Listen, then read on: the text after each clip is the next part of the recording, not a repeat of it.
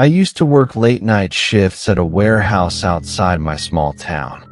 My drive home took me through long, empty stretches of highway, the kind where you don't see another car for miles, and the road feels like it's suspended in darkness. This happened in late 2021, during winter. I remember the exact date because it was the first night all week that I didn't take the highway alone. I wish I had. That night, I clocked out at around 1:45 a.m. The air outside was freezing, but the sky was clear. The kind of cold, silent night where sound seems sharper than usual. I got into my car, warmed it up, and started the long drive home. For the first 20 minutes, everything felt normal. Radio on low, heat running, and the usual empty road ahead of me. But somewhere around mile marker 67, I saw something, or rather, someone, walking on the shoulder. At first, I thought it was a hitchhiker, but the closer I got, the more wrong it felt. The person wasn't walking. They were standing completely still, facing the empty fields, as if staring at nothing. Their clothes looked torn, their posture stiff, and their head tilted far too much to one side. As I passed them, I glanced into my side mirror, expecting them to still be facing the field. But instead, they were facing me. Their heads snapped toward my car faster than any human should be able to move. And even though I was already past them, the thing had turned its entire upper body as if it wanted to follow me with its eyes. I remember goosebumps crawling all the way down my arms. I pressed the gas a little harder. Only a few seconds passed before my phone vibrated with a notification. It was weird. I didn't have signal out there. When I glanced down, the screen showed something that made my stomach drop. Unknown AirTag detected near you. I didn't own an AirTag. No one I knew did, either. The car was sealed. My phone was in my pocket the whole shift. Nothing made sense. I shrugged it off at first. Maybe it was a glitch. But when I looked at my rearview mirror again, there was something in the road behind me. A figure, standing dead center in my lane. I didn't see them move. I didn't hear anything. They just appeared, like the darkness spat them out. Their head was still tilted, even more than before, and they were facing me. I floored it. The next 15 miles were a blur. My hands were shaking on the steering wheel so badly that I had to grip tighter to keep control. I didn't see the figure again, not on the road, not in the mirror, but the feeling of being watched didn't go away. When I reached town, I pulled straight into a gas station. I got out, checked every inch of my car, even under it. Nothing. Back inside the car, my phone buzzed again. Unknown AirTag has been moving with you. I felt my heart drop. At that exact moment, someone knocked on my passenger window. I swear, I didn't breathe for a full second. A man in a hoodie stood outside, hands in pockets, staring at me through the glass. He didn't look like the highway figure, but he didn't look entirely normal either. I cracked the window a tiny bit and said, "Can I help you?" He leaned down and in the quietest voice said, "You shouldn't have looked back." Before I could react, he walked away into the darkness behind the gas station. No car, no footsteps, nothing. When I checked my phone again, the AirTag alert was gone, like it never existed. To this day, I have no idea who or what was on that highway. But every time I take that road at night, I check the mirror a little more often, just in case I see a figure standing there again.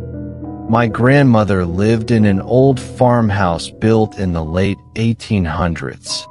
The house was huge, too big for one person, and had more rooms than anyone had reason to use. But there was one room none of us were allowed to enter. The door was at the very end of the upstairs hallway. It was the only door with a lock on the outside. Whenever I asked her why, she always said the same thing. That room is not for the living. I always assumed it was storage. Or maybe she just didn't want us getting into her things. But every time I walked past it, I felt watched, as if something behind that door was waiting. This happened when I was 19. Grandma had fallen and broken her hip, so my parents and I stayed with her for a week to help out. The first night, she gave me a room upstairs, the one right next to the locked door. I didn't complain, but the moment I stepped inside, I noticed something strange. My room shared a wall with the forbidden room, and that wall was ice cold, even though it was summer. The first few nights went fine until the fourth. I woke up at around 3:15 a.m. to a soft tapping sound. Tap, tap, tap. It was coming from the wall beside me, the wall that shared space with the locked room. I tried ignoring it at first, thinking maybe it was mice or pipes. But the tapping got louder, more deliberate. Tap, tap, tap, tap, tap. Slow, rhythmic, almost like someone knocking. Then I heard something else. A whisper. I froze. The voice sounded faint, like someone was speaking through a thick door. Is someone there? I sat up slowly. My heart was beating way too fast. I didn't answer. The whisper came again, this time a little clearer, a little closer. Can you hear me? I scrambled out of bed and opened my door. The hallway was pitch black, colder than the rest of the house. I glanced toward the locked room, and that's when I saw it.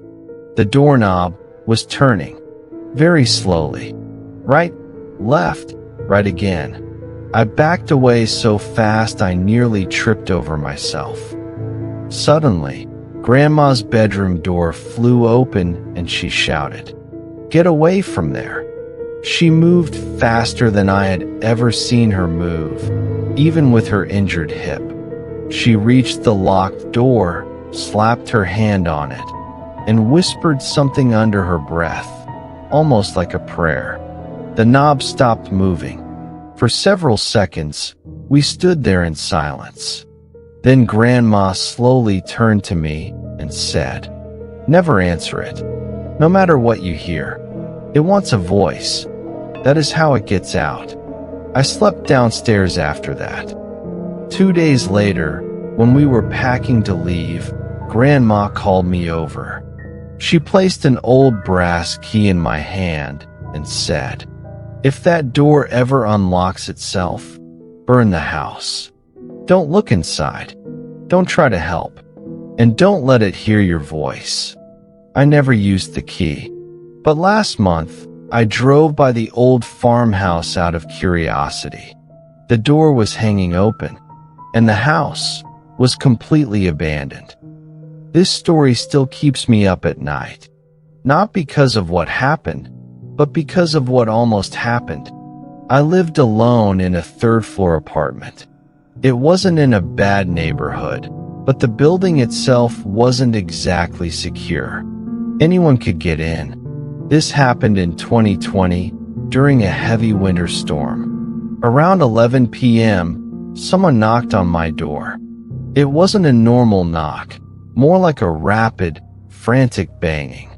I looked through the peephole and saw a man standing there, shivering violently. He looked terrified. I cracked the door slightly and asked if he was okay. He said he had been walking home when his car broke down a mile away. The blizzard was too heavy, and he couldn't see the road. His phone died while he was trying to call for help. He begged to wait inside until a tow truck arrived. I hesitated. Letting a stranger in wasn't smart. But he genuinely looked scared. Cold. Like he might collapse. So, I let him in. Biggest mistake of my life. He sat on the edge of my couch, breathing heavily. His clothes were damp, but not from snow. From sweat. He kept looking at my door, then at my windows, then back at me. I asked if he wanted water. He didn't answer. Instead, he said, "Did anyone else come in here tonight?" My stomach tightened. No, why? He swallowed hard. Because someone was following me, he whispered. I think they. He froze. Then he stared straight past me, toward my bedroom. Slowly, painfully slowly, he lifted his hand and pointed. Is that your roommate? My heart nearly stopped. I lived alone. I turned around so fast I felt dizzy. The hall was empty. No one was there.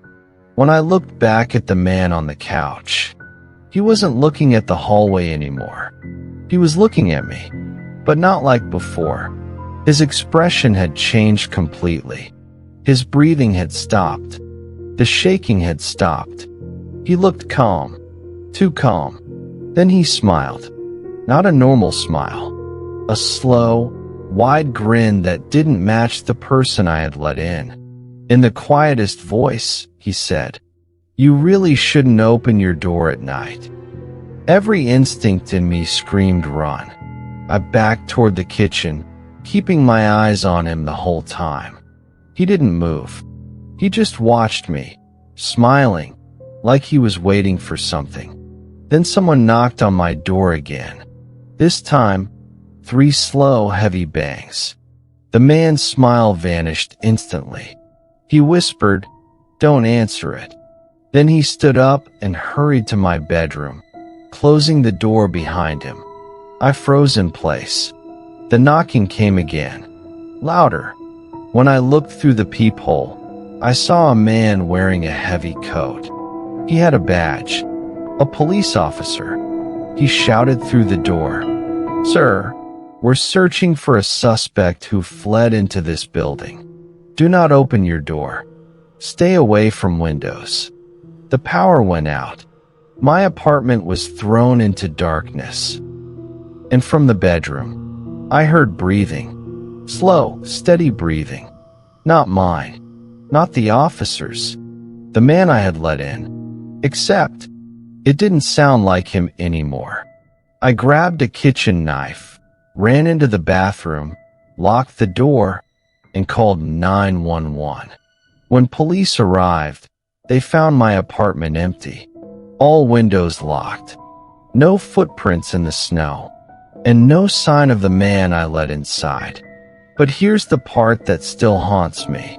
The officer who came to my door, the real one, he told me the suspect they were searching for wasn't a man.